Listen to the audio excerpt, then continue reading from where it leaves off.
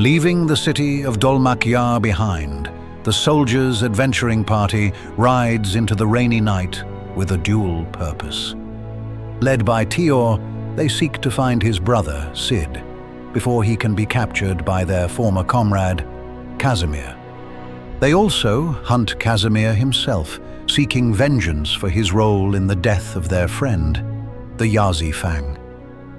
As they travel, each member of the party reflects on their personal motivations for the journey. The idea that I have of my brother has evolved, grown, and in some way committed himself to a cause so noble that even as I fear for his safety, I find jealousy almost swelling within me. The purpose that he found, the ability to shift fates that have affected all the people that I am traveling with. How little I knew about him.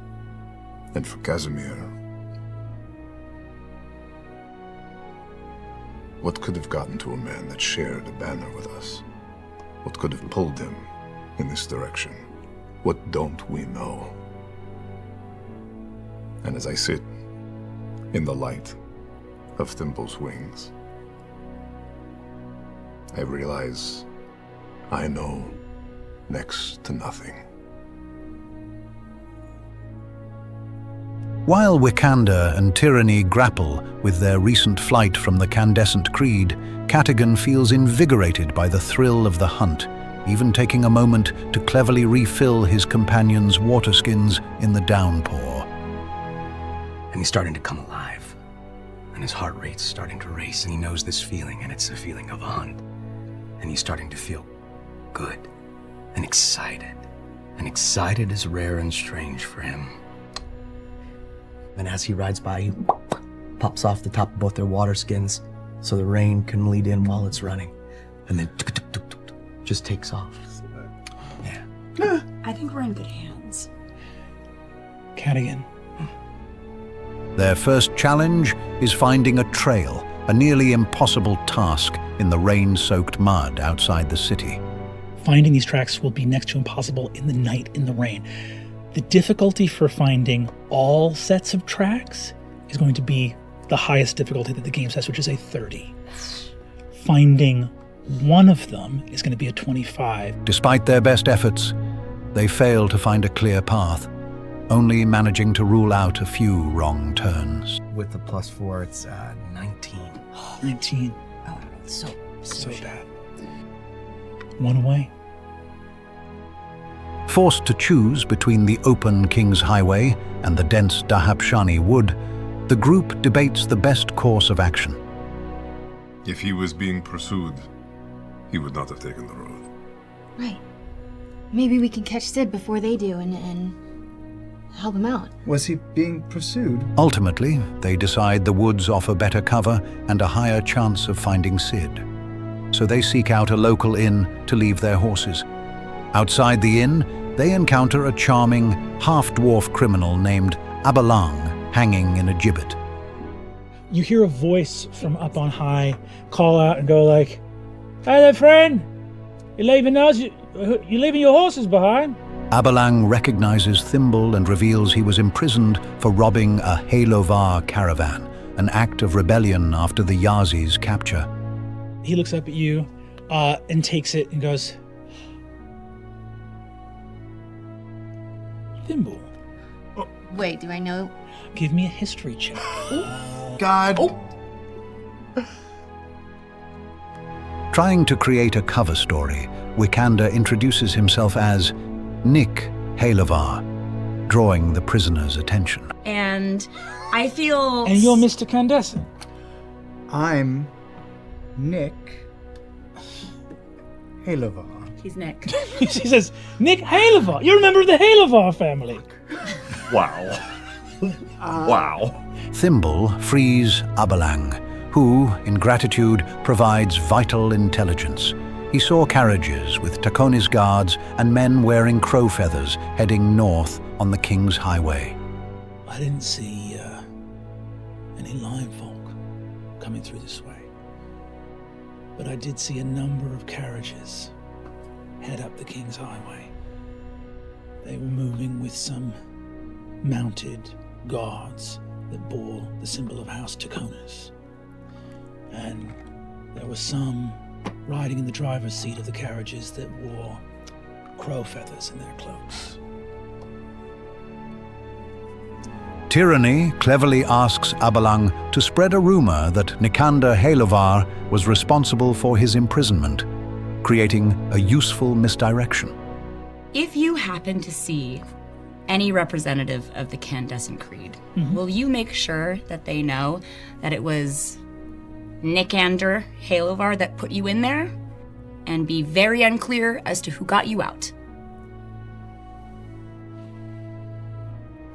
Before departing on their horses, Abalang offers them 2 potential safe havens: an inn on the highway or the remote observatory of an arcanist named Ulbid in the woods. And he says, and if you are headed elsewhere into the wilderness for truffle hunting, up on the ridge on the other side of Dahapshani, you may notice a small dwelling place, an observatory or lookout tower. The gentleman who lives there, Ulbid, is a friend who I have imposed on some time. He's a bit of an eccentric. Venturing into the Dahapshani wood, Thimble's keen senses lead her to a hidden water fairy named Brook Meadow. You see, just under the surface of the water is a fairy, hiding absolutely stock still, who makes eye contact with you on a 26 and goes,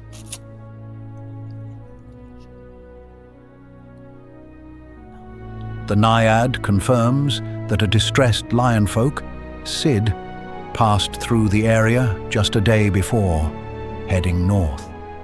You see, she looks up at Tayor and says, "A lion. Like him? Yeah, came back in Golden Light last afternoon. He was struggling through the woods. He was headed north from here. But he." Brook Meadow also mentions a hidden sanctuary called Hawthorne's Glade, but warns that big people are not welcome. Thimble returns to the group and relays the information, though she creatively alters the source, claiming she found a piece of stressed fur that told her everything. I found some fur. Some fur? Yeah, some black fur. Sid's. Oh! He was going this way. It was stressed fur, though. It seemed like he might have been stressed. Following the new lead, the party decides to seek rest at Ulbid's observatory, which they find perched atop a high ridge. They meet the owner, an eccentric but kindly old gnome named Ulbid Morn, whose property is protected by a unique demon-detecting alarm system triggered by tyranny. I want to look right at you as you're pushing, and goes, Something's happening. "Oh, I see you've triggered my alarm for demons." Oh. Ulbid welcomes the friends of Abalang, offering them porridge and shelter for the night, warning them of the dangers that lurk in the woods after dark. He says, "Well, a friend of Abalang is a friend of mine. Lord knows I'd be high and dry without his help. So by all means, please, how do you know Mr. Howell?" Using his large brass telescope, he helps them scout the King's Highway, confirming that Casimir's party is likely still ahead of them, but temporarily out of sight. While the others rest, Tayor speaks with Ulbid, who reveals a tattered banner on his home reads, "Welcome home" in Gnomish. I do not read, Gnomish? Oh, well, not at all. No, it's hardly the language of the world. Yes, it's Gnomish writing. It seems well tended to. Could I pry and ask what it says? Well, it says "Welcome home." Welcome home. For your daughters? Ulbid explains it is for his 3 daughters, who left 15 years ago to join the Falconers' Rebellion and have never returned. It's been about 15 years, 2 months, 17 days. Moved by the old gnome's hope, Teor, who also seeks his kin, promises to look for them on his journey. Too great for family. I have often thought if I would travel from this place in search of them with my terrible back and awful knees. But then the thought of not being here, if they were to return and need me. The party rests, and during the final watch, Catigan hears a distant, unsettling moan from the forest below. 18. As the dawn creeps in, the last moments of night down in the forest on that 18, you feel like you can hear something far away, like a whisper on the wind or a moan. Suspicion creeps up your spine that this may be the last warm place before you head into true danger. With their strength recovered and a clear direction, the party prepares to leave the safety of the observatory. They now have a confirmed trail for Sid through the woods, while their enemies travel a parallel path on the highway. The true dangers of the Dahapshani would await as they continue their desperate pursuit.